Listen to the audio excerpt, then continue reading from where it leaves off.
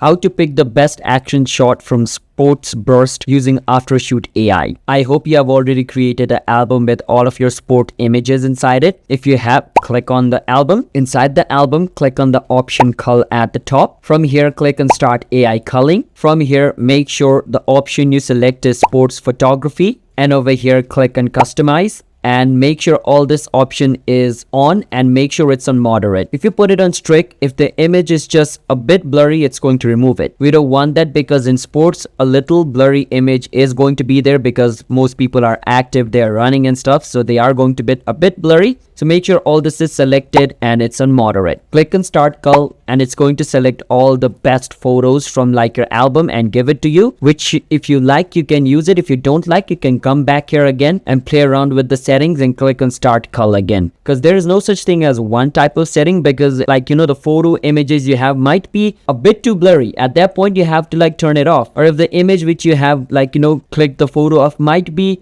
have a bit high highlight, in that case you just have to turn this off as well. So just keep that in mind. All right, so all this setting you need to play around with until you find your best option. So this detect blurry photo, I will just ask you to put it on moderate and click on start cull. For most people it works. So subscribe to our channel for more videos like this.